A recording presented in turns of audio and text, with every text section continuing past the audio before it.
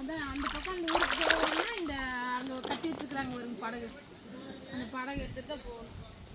படகு இல்லை, அது பரிசல். பரிசலில் தான் போகணும்.